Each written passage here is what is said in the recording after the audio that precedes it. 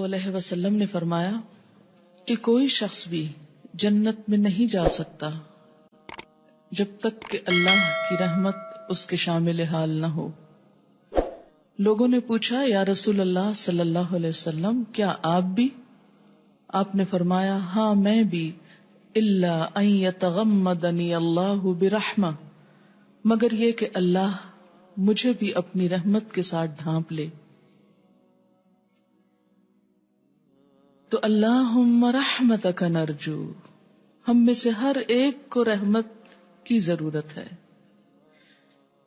جیسے بات ہے نا یدخل فی رحمتہ من یشاء، جسے چاہے گا اپنی رحمت میں داخل کرے گا۔ اور اسی طرح الا من رحم ربک، سورۃ ہود کے اختتامیہ میں آپ نے پڑھا کہ وہی لوگ اختلاف سے، فساد سے بچیں گے، ولا یزالون مختلفین الا من رحم ربک، جس پر تیرا رب رحم کرے اسی کو سیدھا رستہ مل سکتا ہے۔ اور وہی اپنے نفس کے شر، لوگوں کے شر، شیطان کے شر سے بچ کر اللہ کے راستے پر استقامت اختیار کر سکتا ہے۔ تو اسی لیے ہم سب کو پورے احساس کے ساتھ یہ دعا مانگنے کی ضرورت ہے کہ اللہم رحمتک نرجو، اور پھر ساتھ ہی فلا تکلنا، تو ہم کو حوالے نہ کرنا، سپرد نہ کرنا۔ یہ وہی تکلنا کا روٹ ہے جو توکل میں اور وکیل میں آتا ہے۔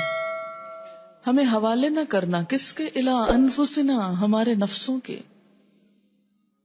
کیونکہ حدیث پاک میں آتا ہے کہ سب سے بدترین معبود جس کی دنیا میں پیروی کی جاتی ہے وہ خود انسان کا اپنا نفس ہے۔ بڑے بڑے لوگ، نیک، قابل، عبادت گزار، بسا اوقات اپنے نفس کے ہاتھوں مجبور ہو کر ایسے غلط کاموں میں پڑ گئے کہ اپنا کیا کرایا سب کچھ ضائع کر دیا۔ فلا تکلنا الی انفسنا، اللہ تو ہمیں ہمارے نفسوں کے حوالے نہ کرنا، طرفت عین، ایک آنکھ کے جھپکنے کی دیر بھی، کیونکہ ایک آنکھ کے جھپکنے کی دیر بھی اگر ہم نے اپنی مرضی کر لی تو وہ کیا ہوگا؟ اللہ کی مرضی کے خلاف۔ کیونکہ مسلمان ہونے کا مطلب کیا ہے؟ اپنے آپ کو اللہ کے سپرد کر دینا، جو وہ چاہتا ہے وہ کریں اور اس کی مرضی کے خلاف نہ جائیں۔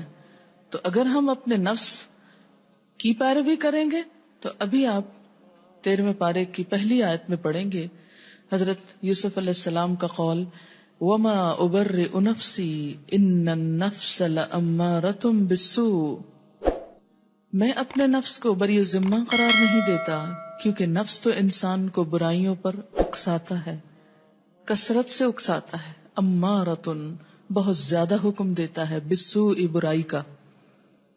آپ دیکھیں کہ آپ اپنی ایک نیکی کی روٹین دنوں میں بناتے ہیں اور بگڑتے لمحے لگتے ہیں، تھوڑی دیر ڈھیلا چھوڑیں اپنے آپ کو، پلٹنے کو دل نہیں چاہتا۔ تو یا اللہ لمحے بھر کے لیے بھی ہمیں ہمارے حوالے نہ کرنا، کیونکہ ہم تو اپنے خود ہی دشمن ہیں۔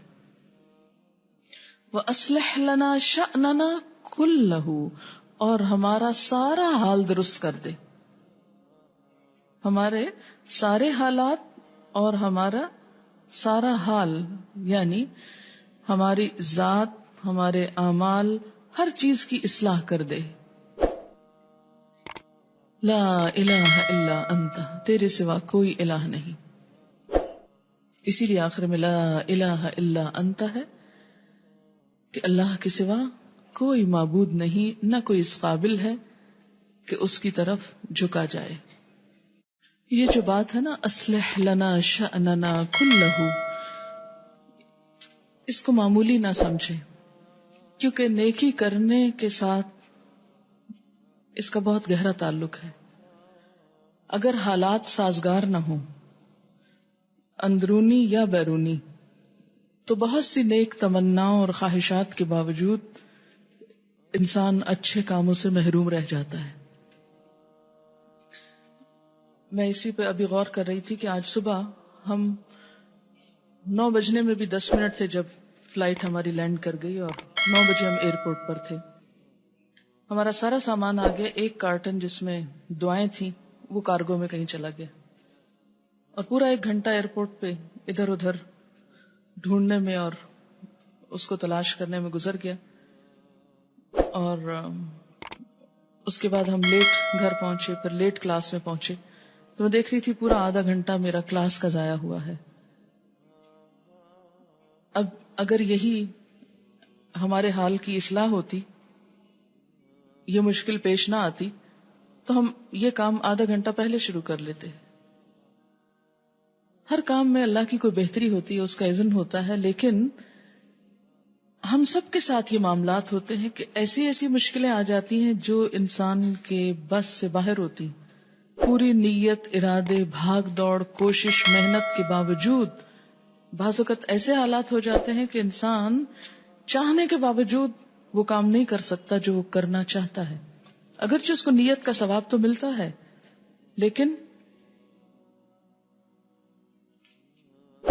نیت کا ثواب تو نیت کا ہے، کرنے کا ثواب پھر کرنے کا ہے، اس کا درجہ بلند ہے. نیت کا اپنا اجر ہے، لیکن کر گزرنے کا درجہ پھر اور بڑا ہے. تو اس لیے یہ دعا بہت کثرت سے مانگا کریں. اول تو ساری دعائیں روز مانگا کریں، اور اس میں جب یہ بات آئے کہ اصلح لنا شأننا کلہ، تو بہت توجہ کی ضرورت ہے. کیوں کہ کہیں کوئی ایسی مشکل نہ آ جائے کہ میرے کسی نیک کام میں رکاوٹ آ جائے، یا کوئی ایسا گناہ نہ کر بیٹھوں کہ جس کی وجہ سے نیکی سے محروم رہ جاؤں. تو ہمارے حالات میں بیلنس اور ہمارے حالات کی اصلاح، یہ بھی سب اللہ کے ہاتھ میں ہے،